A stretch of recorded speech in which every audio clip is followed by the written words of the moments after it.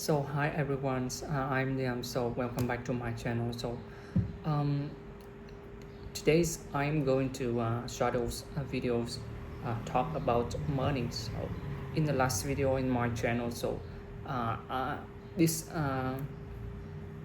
this podcast had three story talk about monies. In the last videos, I thought uh, I I just started the first story, and today's I will continue um, with the second and the third stories. Okay, let's get started. But before we are starting, I want to summarize the first story first. Um, in the first story, um, uh, talk about a man named Lalos. He's a programmer, so one day he feels, you know, hungry. He felt hungry, and he instead of ordering pizzas from restaurants, he thought that he uh, needs something new. That's why he posts stories on social media that if anyone could uh, buy and delivers pizzas to his house, and he will um, pay uh, by using the cryptocurrencies at that time in 2010. So after several days that nobody's cared about that, but there's a name guys, Amani, right?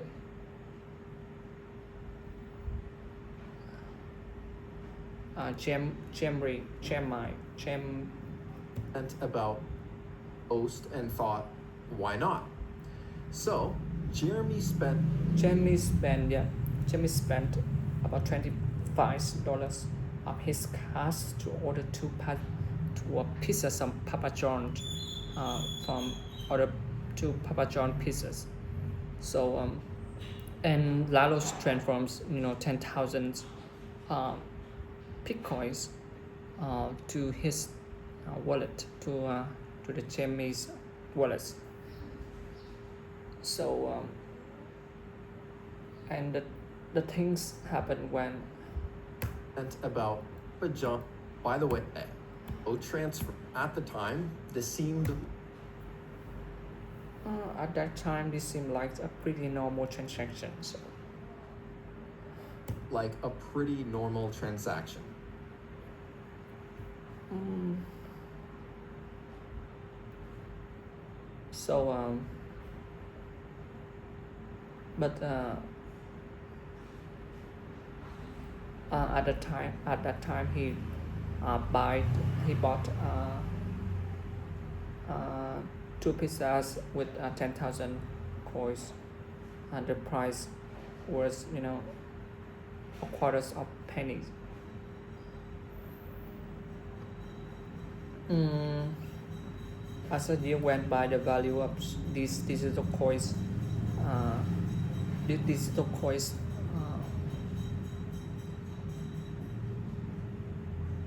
didn't just increase a little bit. They skyrocketed in a way that nobody could have ever predicted. For those 10,000 coins, you can get the worst Bitcoin now. The value of single Bitcoins is at the time at this time is $84,000, which means that those 10,000 Bitcoin of Lalo spend on two pizzas could be worth around $800 million today. Yeah, and let's move on to The next story. Okay. Or appreciate it. Let's go to the next story. Yes. Back in Back in 1995, 1995, a woman woman named named Osceola Osceola McCarty McCarty from a from small town in Mississippi made national headlines. But her story began much earlier, way back in 1908, 08, when when Osceola Osceola was just a little girl. Osceola Osceola grew up grew poor up in poor in Hattiesburg, Mississippi. Hattiesburg, Mississippi. When she was in Was sixth grade, sixth her grade, aunt her got aunt sick, got sick, and and Osceola also dropped out of school. Osceola Sixth grade, her aunt got sick, and Osceola dropped out Osceola dropped out of school and take care of her. She never went back to school after that. Instead, Instead, she started washing clothes for people by hand to earn earn money. money. Now, this was a long time ago. So back in those days, there were no washing machines. Just a scrub board, soap, and your own two hands. That was Osceola's daily routine for over 75 years. She'd wake up early, collect dirty clothes from her customers, wash them, hang them to dry, iron them, and then deliver them back, all for just a few dollars. She charged very little for her services because that's what people could afford to pay. Sometimes it was just a few dollars per load of laundry. Her income was small, but it was steady. She never married, never had kids, and lived in the same simple house her whole life. However, what nobody knew was that Osceola had a secret. Every time she got paid, she would take her cash to the bank and deposit most of it into her savings account. She kept just enough to pay her bills and buy cheap groceries. She lived so frugally that she never even owned a car. She just pushed the shopping cart to get her groceries and walked everywhere else.